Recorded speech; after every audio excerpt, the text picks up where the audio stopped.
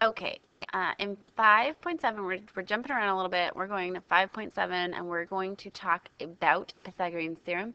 And our whole objective today is we have two objectives. We want to use Pythagorean theorem to find segment lengths of triangles, of right triangles. And we're going to use Pythagorean theorem. That says Pythagoras, by the way. to compare and classify triangles. So remember, we can classify triangles as right triangles, we can classify them as obtuse triangles, and we can classify them as acute triangles. So we're going to first use Pythagorean theorem, and then we're going to classify. Okay, so Pythagorean theorem, we've been doing this since chapter 1, so this should not be that difficult. We know that Pythagorean theorem is the a squared plus b squared equals c squared, and we know a and b are two legs, any two legs, and c is always the hypotenuse. It's always across from the 90-degree angle. So over here, this would be our c, and a and b could either be 2 or 6. It doesn't matter. So 2 squared plus 6 squared equals c squared, or in this case, x squared. Okay? So 2 squared is 4. 6 times 6 is 36 equals x squared. And then you add them, and we get 40 equals x squared. And then the last thing we need to do is square root it. And the directions say give your answers as decimal, which we've been doing all year. So pop that into your calculator. Square root of 40 equals 6.3. 6.3. But it also says to do it as a radical form. So radical 40 is not the simplified radical form. To find a simplified radical form, you're going to break it down into prime factors. So prime numbers are always going to be 2, 3, 5, 7, 11, and 13. I don't think you need to know anymore. 1 is not a prime number. A prime number is something that cannot be divided by 1 in itself. Can only be divided by 1 in itself, excuse me. So 40, what we're going to do is I just look, can 40 be divided into any of these numbers? Or can any of these numbers go into 40? Yeah, 5 can. There's lots of ways you guys can do this, but I'm going to choose 5. So 5 times 8 is 40. 5 is a prime number. I'm going to stop there. 8 is not prime. I'm going to keep going until it is prime. Well, I know 2 times 4 is 8. 2 is prime. 4 is not. So I'm going to keep going. 2 times 2. These are all prime numbers. We are looking only at the prime numbers. And what you're going to do next is you're going to pair them up. So here is a pair of 2's. They're going to go out together. Here's a 2. It doesn't have a pair. It's a loner. That 2 is going to stay inside and study geometry. Oh my gosh, we have another loner. There's no group, no other 5s. 5 is another loner. It's going to stay inside and study geometry. And what happens if you have 2 or more loners or 2 or more dates is you're going to multiply. So 2 times 5 is 10. Those are loners. 2, they went out as one couple, right? So 2 radical 10 is your answer. And to check it, pop it into your calculator. It should equal 6.3 as well. All right, so pause it for a second and do the same thing for number 2. Okay. Number 2, this one could be A, this one could be B. X definitely is C because it's across from the right angle. So we have 4 squared plus 8 squared equals C squared. 4 squared is 16. 8 squared is 64. Add those two up, and we get 80 equals C squared. And so now we need to do the radical of 80. So as a decimal, radical of 80 is about 8.9. Now, if I want to simplify the radical, I know 2 numbers that go into 80 are 8 and 10. I know 8 is the same thing as 2 times 4. 2 is a prime number. We're good. 4 is not. Break it down, 2 and 2. And now I have all prime numbers here, so I can stop on that side. And now we have the 10. 10 can be the same thing as 2 times 5. And oh my gosh, 2 and 5 are both prime numbers. I cannot divide them anymore. Excuse me. Now we're going to group them up. Here's a pair of 2's. They go out together. Here's a pair of 2's. They go out together as one. Here's that loner.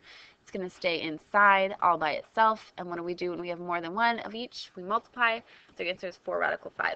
Plug it into your calculator. Make sure you still get 8.9. Okay, so simplifying radicals is one new thing that we're doing today. Another way I can make it harder is I can put variables on more than one side of the triangle. Here, x is only on one side. Over here, x's are on two sides, but we're still going to do the same thing.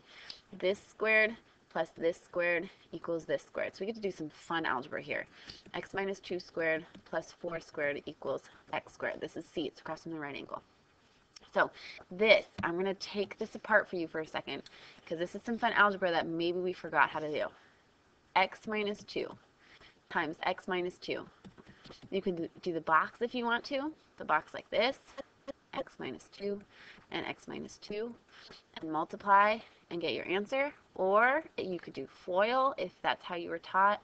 Basically, you're going to distribute. Okay, so x times x is x squared. X times negative 2 is negative 2x. Negative 2 times x is negative 2x. Negative 2 times negative 2 is positive 4. And these can combine together, and we're going to get that it's x squared minus 4x plus 4. So this factored out is x squared minus 4x plus 4. Then we have this 4 squared equals x squared. All right, so let's combine like terms. We have x squared minus 4x plus 20 equals x squared. There's an x squared here, and there's an x squared here. If you want to move it over, guess what? They both cross out, and now you have negative 4x plus 20 equals 0. Don't forget this 0. You're going to subtract the 20 from both sides, and you get negative 4x equals negative 20. Divide by negative 4, and you get x equals 5. Done and done. Try to do the same step for number 5. So pause it and try to do it on your own. I will check your work tomorrow in class. Okay, so let's read these word problems. Number 3, one leg of a right triangle is 3 inches long. The hypotenuse is 5 inches long. Find the length of the other leg. So you know me, I like triangles. It says one leg is 3. The hypotenuse is 5. What's the other one? So this could be A if you wanted it to be. A squared plus 3 squared equals 5 squared. 3 squared is 9. 5 squared is 25. This time you're going to have to subtract 9, and you're going to get a squared equals 16, and then you have to square root, and you get a equals 4. Okay, number 6. The hypotenuse is x feet long. A leg is x minus 1, and another leg is 5 feet. So they want to solve for x, I guess. So we have x minus 1 squared plus 5 squared equals x squared. So when we factor this out, we're going to get x times x is x squared. X times negative 1 is negative 1x. Negative 1 times x is negative 1x. And negative 1 times negative 1 is positive 1. And when we combine these two together, we're going to get x squared minus 2x plus 1. So this right here is x squared minus 2x plus 1. Plus we have this 5 squared, which is 25, equals x squared. Now combine like terms, we have x squared minus 2x plus 26 equals x squared. These are going to cancel out when you subtract them from both sides. So we're going to get negative 2x plus 26 equals 0. X squared minus x squared is 0. Subtract 26, and we get 2x equals negative 26. Divide by negative 2, and you get x equals 13. Okay. Okay, so you can answer reflection number 1. I will check it tomorrow. The other thing we're going to do, let's do number 7 tomorrow in class. Well, I'll do it in just a second. Okay. To prevent a ladder for, okay, I'll do it. Randy's building a rectangular picture frame. He wants the ratio of the length to be, of the width to be 3:1. So what this means right here is that the length is going to be this number, because that's the first thing that they talk about, and the width is going to be the second number, since that's the second one they talked about. So what you're going to do, remember, you put x's there. And so since this is the first number they talked about, that has to be the length. So the length is going to be 3x, and the width is going to be x. So length will be 3x, and the width will be x, and they want the diagonal to be 12 centimeters long. We know it's a rectangle, so this has to be a right angle, and now we have a right triangle. So we're going to use Pythagorean Theorem. Okay, and this is really important that I put the parentheses, because when you distribute that exponent, 3 squared is really going to be 9x squared. And most people, when they get that wrong, they get it wrong because they say that this is going to be 3x squared. It's really 9x squared equals 144. Okay, so 9x squared plus 1x squared is going to be 10x squared. So you're going to divide by 10.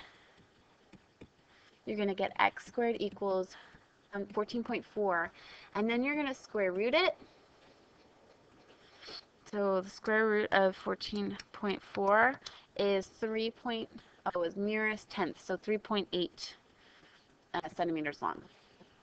And that's how wide the picture frame should be. All right, so try number 8. We'll go over that one in class, and then you can answer the reflection. How can you use Pythagorean theorem in real life? Hint, hint, hint, picture frames.